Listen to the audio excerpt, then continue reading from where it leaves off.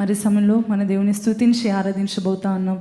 క్రైస్తవులుగా మనం ఎప్పుడు వింటా ఉన్నమాట యేసయ్య నామంలో ఎంతో శక్తి ఉందని కదండి. నిజంగానే అనేక విధాలుగా మన జీవితాల్లో యేసయ్య నామంలో ఉన్న శక్తిని మనం చూస్తూ ఉంటాం. ఎప్పుడన్నా రాత్రి వేళ భయం వేసినప్పుడు ఏం చేస్తామండి? భయపెట్టే కళలు వచ్చేటప్పుడు ఏం చేస్తాము? లేచి యేసు నామంలో గద్దిస్తున్నానని ప్రార్థిస్తూ ఉంటాం. అటువంటి చిన్న వాటికైనా మన జీవితంలో వచ్చే పెద్ద రోగాలు, శోధనలు, అపవాది యొక్క తంత్రాలను లయపరచాలన్నా సరే మనం ఏం చేస్తూ ఉంటాం? యేసయ్య నామంలో ఉన్న శక్తిని మనం వాడుతూ ఉంటాం కదండి. మరి రీసెంట్ డేస్లో నేను ఎంతగానో నా యేసయ్య నామంలో ఉన్న శక్తిని నేనెంతగానో రుచి చూశానండి.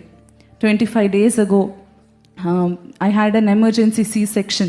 నాకు ఎమర్జెన్సీగా సిజేరియన్ చేయవలసిన పరిస్థితి. అయితే ఆ టైంలో ఈ సాక్ష్యం అంతా చెప్పడానికి ఇప్పుడు సమయంలో లేదు. మరి రానున్న రోజుల్లో నేను మా బాబుని తీసుకొని వచ్చి ఈ సాక్ష్యం చెప్పాలని అనుకుంటున్నాను. అయితే ఈ ఒక్క మాట నేను చెప్తానండి. కరెక్ట్గా ఇంత ఎమర్జెన్సీ C-section అయిన తర్వాత బేబీ హార్ట్లో అయినా ఇష్యూ ఉండొచ్చేమో, సో ఫీటల్ ఎకోకి తీసుకెళ్దామని చెప్పి వేరే హాస్పిటల్కి తీసుకొని వెళ్తూ ఉన్న సమయంలో బయట అంబులెన్స్ సౌండ్ వినిపిస్తూ ఉంది.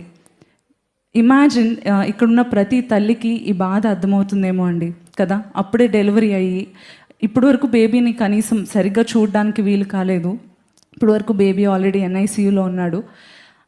మరి ఆ సమయంలో you are still waiting for your baby to come in to your arms. Baby ఇంకా చేతిలోకి రావడానికి ఎదురు చూస్తున్న సమయంలో వేరే హాస్పిటల్కి షిఫ్ట్ చేయాలేమో, ఇంకా ఏదైనా సీరియస్ ఇష్యూ ఉందేమో అన్న సమయంలో మరి బేబీని బయటికి తీసుకెళ్లారు. నేను ఇంకా లేచి నడవలేని పరిస్థితిలో ఉన్నాను. అయితే బయట అంబులెన్స్ సౌండ్ వస్తుంది. అది నాకు తెలుసు, నా బేబీని అందులో తీసుకొని వెళ్తున్నారని. నాకు ఎంత హృదయము, నా వేదన నేను మాటల్లో చెప్పలేనండి. నా వేదన నేను మాటల్లో చెప్పలేను. అపవాది ఆ సమయాన్ని ఎంతగానో వాడుకోవడం మొదలుపెట్టాడు. ఇంకంతే, తిరిగి నీ బేబీ నీ చేతుల్లోకి రాడని చెప్పి అపవాది ఇటువంటి ఆలోచనలు నాలో పెడుతూ ఉన్నప్పుడు నేను బోరుమని ఏడుస్తూ ఉన్నాను. అందరూ చెప్తున్నారమ్మా ఇప్పుడే ఆపరేషన్ అయింది, నువ్వు ఏడవకూడదు అని చెప్తా ఉన్నారు. కానీ నా బాధ నేను ఎలా చెప్పగలనండి? నేనేం చేయలేను, నా చేతుల్లో ఏం లేదు, నా బిడ్డ కూడా నా చేతుల్లో లేడు. ప్రవ్వా, ఇంత వాగ్దానాలతో కలిపి నువ్వు ఇచ్చిన బిడ్డ ప్రవ్వా తిరిగి నా చేతుల్లోకి వస్తాడో లేదు నేను చెప్పలేను ప్రవ్వా. బయట ఆ నాయిస్ వింటుంటే, ఆ సౌండ్ వింటూ ఉంటే నాకు అర్థం కావట్లేదు నా పరిస్థితి ఏంటో అంటూ నేను అంకిత్ ఇద్దరు కూడా ఏడుస్తూ ఉన్నాం. ఇద్దరు ఏడుస్తున్నాం. ఆ సమయంలో నాకు జ్ఞాపకం వచ్చింది, ఇది అపవాది యొక్క తంత్రము. ఎందుకంటే